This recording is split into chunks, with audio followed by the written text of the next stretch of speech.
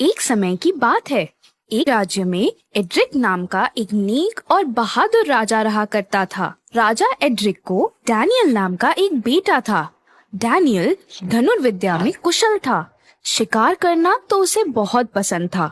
वो अक्सर अपने दोस्तों के साथ शिकार करने जंगल में जाता था। ऐसे ही एक दिन डैनियल अपने कुछ दोस्तों के साथ शिकार पर गया, लेकिन अचानक जोर की बारिश होने लगी, बादल गरजने लगे। इसीलिए डैनियल और उसके दोस्त बारिश से बचने के लिए अलग अलग दिशाओं में भागने लगे और इसी भागा दौड़ी में डैनियल अपने दोस्तों से अलग हो गया और धीरे धीरे अंधेरा हो जाता है और राजकुमार एक पेड़ के नीचे सो जाता है। अगले दिन सुबह चारों तरफ हरियाली छाई हुई थी। प्रकृति का ये सुंदर रूप देखकर डैनियल अब भूख प्यास भूल गया था।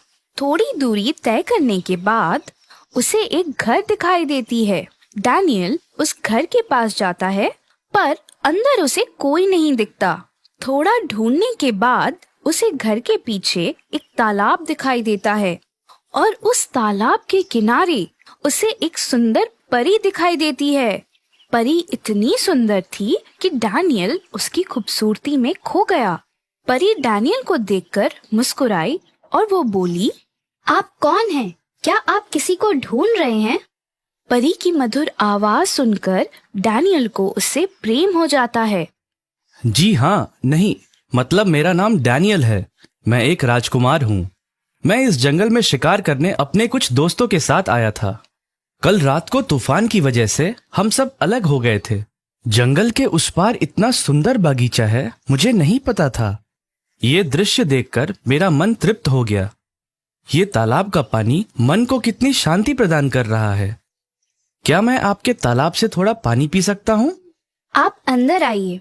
खाली पेट पानी नहीं पीना चाहिए। आपने कल रात से कुछ खाया नहीं होगा। मैं आपको खाना परोसती हूँ, फिर आप जी भरकर पानी पी लीजिएगा। परी डैनियल को खाना खिलाती है। डैनियल को खाना बहुत पसंद आता है। हर दिन महल का खाना खा खा कर डैनियल अब ऊब चुका था। वो परी से पूछता है, तुम परी होकर एक छोटे से घर में रहती हो, ऐसा क्यों? तुम्हारा नाम क्या है? क्या तुम घर में अकेले रहती हो? मेरा नाम फ्लोरा है। मैं अकेले ही रहती हूँ। मुझे मेरे रानी परी ने श्राप दिया है। मैंने तभी खाना बनाना सीखा। क्या आपको खाना पसंद आया? तुम्हारे हाथ का खाना मुझे बहुत पसंद आया। मैं आज रात यहीं रुकना चाहूंगा, अगर तुम अनुमति दो तो। आप राजकुमार हैं। अगर आप मेरे इस छोटे से घर में रहे तो मुझे खुशी ही होगी। फ्लोरा ने उस रात दोनों के लिए खाना बनाया और दोनों ने उसे बड़े आराम से खाया। अगली सुबह डैनियल फ्लोरा से पूछता है, आखिर तुम्हें रानी परी ने श्राप क्यों दिया? 2 महीने पहले की बात है। मैं मेरे दोस्तों के साथ बगीचे में खेल रही थी। उसी समय वहाँ रानी परी आई। मैं उन्हें पहचानती नहीं थी। मुझे लगा कोई हमारे बगीचे में चोरी छिपे घुस आया है, इसीलिए मैंने उनसे बड़े क्रूर तरीके से बात की।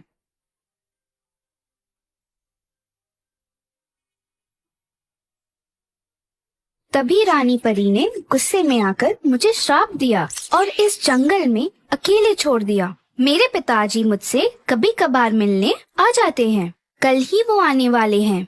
तभी आपको उनसे मैं मिलाती हूँ। तब तक आप रात को यहीं आराम कीजिए। अगले दिन फ्लोरा के पिताजी आते हैं। फ्लोरा डैनियल को उनसे मिलवाती है। एक छोटे से घर में एक राजकुमार को देखकर वो बहुत खुश थे। वो फ्लोरा से कहते हैं, बेटा, आज राजकुमार के लिए कुछ खास पकवान बनाना। नहीं, उसकी कोई जरूरत नहीं। मुझे आपकी बेटी के हाथों का सादा खाना ही बहुत पसंद है। उस दिन तीनों मिलकर बात करते हैं। फिर डैनियल फ्लोरा के पिताजी से कहता है, पिताजी, मुझे फ्लोरा से शादी करनी है। क्या आपको मैं स्वीकार हूँ? फ्लोरा के पिताजी कुछ पल के लिए शांत हो जाते हैं और वो कहते हैं, आप राजकुमार और हम परी साम्राज्य के। तुम्हारे पिताजी इस बात के लिए कभी राजी नहीं होंगे। आप उसकी चिंता मत कीजिए। मैंने अपना मन बना लिया है। मैं फ्लोरा से ही शादी करूंगा। थोड़ी देर बाद फ्लोरा के पिताजी ने उसे ये बात बताई कि फ्लोरा भी डैनियल से प्रेम करने लगी थी। तभी डैनियल वहाँ आता है। तुम्हारे पिताजी ने तो मुझे मंजूरी दे दी है, बस तुम्हारे मन में क्या है वो मुझे जानना है। फ्लोरा भी अपनी मंजूरी दे देती है। वो डैनियल से कहती है, लेकिन मेरी एक शर्त है। मेरा श्राप 2 साल तक मुझे इस जंगल से बाहर जाने नहीं देगा। शादी के बाद आपको मेरे साथ यहीं रहना होगा। मुझे मंजूर है। दोनों की शादी हो जाती है। डैनियल, फ्लोरा और उसके पिताजी तीनों एक साथ एक परिवार में रहने लगते हैं। देखते देखते उनकी शादी को 2 महीने बीत चुके थे। एक दिन जब डैनियल और फ्लोरा तालाब के किनारे अपना वक्त गुजार रहे थे, तभी उनके घर के पास उन्हें 3-4 सैनिक दिखाई दिए। डैनियल ने देखा कि राज्य के सेनापति और प्रधान जी आए हुए थे। प्रधान जी ने डैनियल से कहा, राजकुमार, 2 महीने से राजा रानी आपकी प्रतीक्षा कर रहे हैं। रानी की तबीयत खराब होती जा रही है। इस वजह से महाराज का ध्यान राज्य के कारोबार में नहीं लगता। इसलिए आपको जल्द से जल्द अपने राज्य के लिए वापस चलना होगा। आप पिताजी से कह दें कि मैंने फ्लोरा से शादी कर लिया है और मैं उसके साथ यहीं रहूंगा। आप राज्य वापस जाएं और मेरा ये समाचार उन तक पहुंचाएं। प्रधान जी के बार बार विनती करने पर भी डैनियल उनके साथ राज्य वापस जाने को तैयार नहीं हुआ, पर अपनी माँ की खबर सुनकर वो उनके साथ अपने राज्य लौटने को मान जाता है। फ्लोरा श्राप के कारण डैनियल के साथ उनके राज्य नहीं जा सकती थी। इसीलिए डैनियल ने अपनी हाथ की अंगूठी निकालकर फ्लोरा को अपनी निशानी के तौर पर दे दी और राजकुमार अपने राज्य के लिए निकल पड़ा। 2 महीने बाद राजकुमार के लौटने की वजह से सारी प्रजा खुश थी। पूरे राज्य में त्योहार जैसा माहौल था। राजा रानी को अपने बेटे पे भरोसा था। डैनियल अपने माता पिता की अनुमति के बिना कभी शादी नहीं करेगा। जब डैनियल ने उन्हें फ्लोरा के बारे में बताया तो उन्हें इस बात पर विश्वास ही नहीं हुआ। उन्हें ये रिश्ता मंजूर नहीं था क्योंकि डैनियल ने एक परी से शादी की थी। कुछ महीने बाद राजा और रानी के आग्रह से डैनियल की शादी करा दी जाती है। अपनी माँ की जिद के कारण इस रिश्ते को मंजूर कर लेता है। उसे फ्लोरा की चिंता सताई जा रही थी। दूसरी ओर जंगल में फ्लोरा ने एक बेटे को जन्म दिया। उसने उसका नाम विक्टर रखा। विक्टर अपने पिता डैनियल जैसा ही बलवान और शूर था। एक दिन राज दरबार में राजा डैनियल को बुलाते हैं। बेटा, अब तुम्हें राज्य का कारोबार संभालना होगा। मैं और तुम्हारी माँ अब बूढ़े हो चुके हैं। राज्य के कारोबार में डैनियल बहुत मग्न हो चुका था। उसे फ्लोरा से मिलने की काफी इच्छा हो रही थी, लेकिन वो कभी राज कारोबार से वक्त निकाल नहीं पाया। मन ही मन डैनियल सोचते रहता और ऐसे ही कुछ साल बीत जाते हैं। एक दिन राज्य का एक सैनिक डैनियल के पास आता है। महाराज, राज्य में चोरी की बहुत शिकायत है और चोर इतना होशियार है कि आज तक उसे किसी ने देखा नहीं। और हाँ महाराज, वो चोर सिर्फ धनवान लोगों के घर में ही चोरी करता है और धनवानों के घर से चोरी किया हुआ धन वो गरीबों में बांटता है। आज तक उसे कोई नहीं पकड़ पाया महाराज। प्रधान जी, एक काम करें, कल राज्य में जश्न का आयोजन करिए और सारी प्रजा को आमंत्रित करें। एक कमरे में कीमती जेवरों की प्रदर्शनी लगाइए। कमरे के आसपास कड़ा पहरा लगाएं और जैसे ही चोर वहां आए उसे बंदी बना लो और मेरे सामने पेश करो। डैनियल के हुक्म पर राज्य में त्योहार का आयोजन किया जाता है। सारी प्रजा वहां उपस्थित होती है। विक्टर भी आता है। वो अपने थैले में सांप लेके आया हुआ था। उसने वो सांप निकालकर एक टेबल पर रख दिया। प्रजा सांप को देखकर यहाँ वहाँ दौड़ने लगी, जिससे सब जगह लोगों की भगदड़ सी मच गई।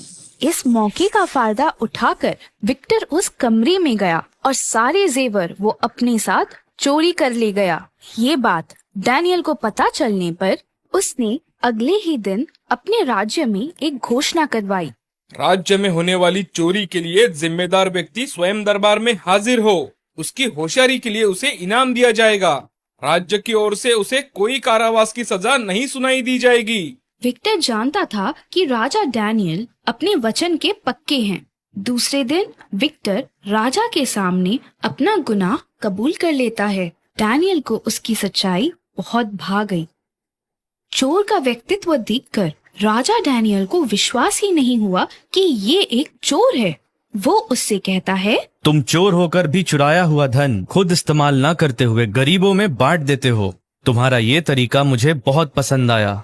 मैं ये चाहता हूँ कि तुम मेरी बेटी से शादी कर लो। डैनियल के ऐसा कहते ही दरबार के बाहर से एक आवाज आती है। ये संभव नहीं महाराज। दरबार में परी भी उपस्थित थी।